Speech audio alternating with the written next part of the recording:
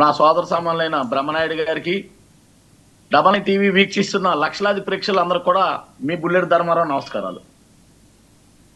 Sir, ఇవాళ రాష్ట్రంలో ఒక మంచి శుభ పరిణామం జరిగిందనే భావించాలి. మా ఆరాధ్య దైవం, పేద ప్రజల ఆశాజ్యోతి, కీర్తి జేషులు మా అన్న వంగవీటి మోహన్ రంగా గారి కుమార్తె ఆశ. మేము ఎప్పుడు ఆశ అంటామంటే ఆశా కిరణ్ అంటున్నారు. మేము ఆశానే పిలుస్తాం. పాపనే బాబాయ్ అని పిలుస్తుంది మమ్మల్ని. రాధా పెళ్లికి కూడా బాబాయ్ బాగున్నారని కూడా పలకరించింది. అంత సాన్నిహితులు మేము. వాళ్ళ కుటుంబ సభ్యులే అంటారు నన్ను. మరి వాళ్ళ కుటుంబ సభ్యులు అంటారు ఎక్కువగా. ఎందుకంటే మచిలీపట్నం బందరగడ్డ రంగా గారి అడ్డ. మచిలీపట్నం నుంచే రంగా గారి ప్రస్తావన ఎక్కువ కూడా బిగినయ్యేది. కాబట్టి ఆవిడ ఏమని చెప్పిందంటే, రాధారంగ మిత్రమని మా కుటుంబ సభ్యులు అత్యంత ఆప్తులు అందరూ కూడా కలుస్తానని చెప్పింది. ఎందుకంటే రాధారంగ మీద 35 ఏళ్లుగా మేము నిరంతరం కృషి చేస్తూ రంగా గారి ఆశయాల్ని ప్రజల్లో తీసుకెళ్తున్నాం. అలాంటి ఆయన కుమార్తె రావటం మాకు శుభ పరిణామం. మేము స్వాగతిస్తున్నాం. మేమైతే వ్యతిరేకించాం. మేము రంగా గారి వీరాభిమానులుగా వాళ్ళ కుటుంబ సభ్యులు ఎవరికి కూడా మేము వ్యతిరేకము కాదు. మాది మచిలీపట్నం, ఆంధ్ర, తెలంగాణ రాధారంగ మిత్రమండలి అధ్యక్షుడు ఈ బుల్లెట్ ధర్మారావు ఒకటే చెప్తున్నాడు. ఆనాడు ఈనాడు 35 ఏళ్ల నుంచి అవింత పోరాటం చేస్తున్నాను. అర్ధనాభిల్ల ఎవరి దగ్గర కూడా చేయి చాచకుండా నేను కమిటీలు వేసుకుంటూ అన్ని కులాలని ఏకం చేసుకుంటూ, ఒక కాపులే కాదండి. ఇది ఏలూరు ప్రసాద్ గారు మరి జనసేన పార్టీ కాపుల పార్టీ అన్నారు. కాపుల పార్టీ కాదండి, అది అందరి పార్టీ, అన్ని కులాలకు చెందిన పార్టీ.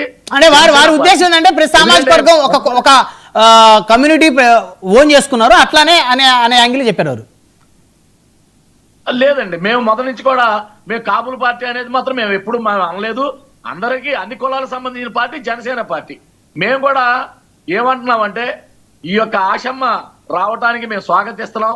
మమ్మల్ని కలుస్తానంది రాధారంగ మిత్రమండలి మా సీనియర్ని, ముఖ్యమైన వాళ్ళని కలుస్తానందుకు ఆవిడ మమ్మల్ని కూడా గుర్తించింది. కాబట్టి ఆవిడకి కూడా ధన్యవాదాలు తెలియజేశాం. నిన్న కూడా ప్రెస్ మీట్ పెడతాం జరిగింది మచిలీపట్నంలో.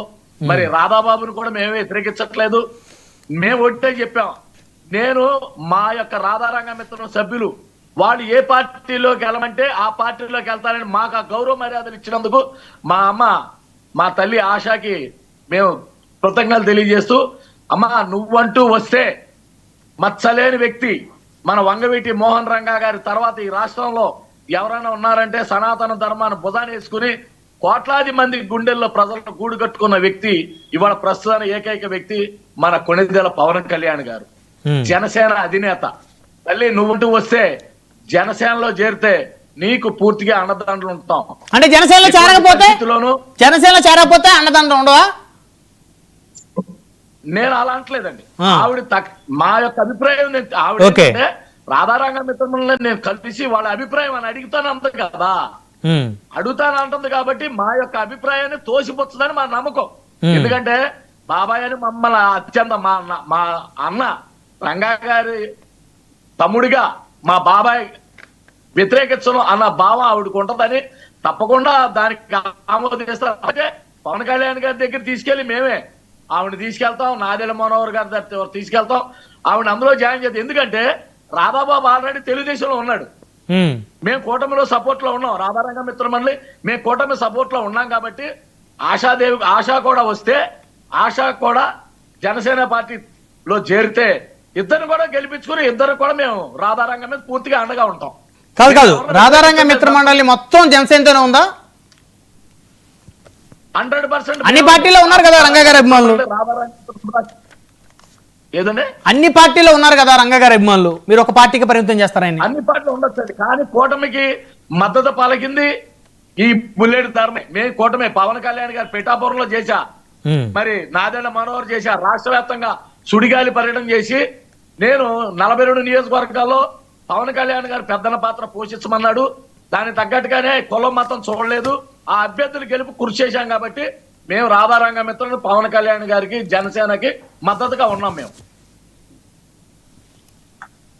ఓకే, సో అయితే ఆశా గారు ఏ పార్టీలోకి వెళ్ళినా మద్దతుగా ఉంటారు. మీ అభిప్రాయం అయితే జనసేనలోకి రమ్మని మీ అభిప్రాయం? నేనైతే తప్పకుండా జనసేనలోకి వస్తుందని మేము ఆశిస్తున్నాము. ఇంకా ఆప్షన్ వేరే వద్దమ్మా అని చెప్తున్నాం. ఎందుకంటే ఆ పిల్ల చిన్న పిల్ల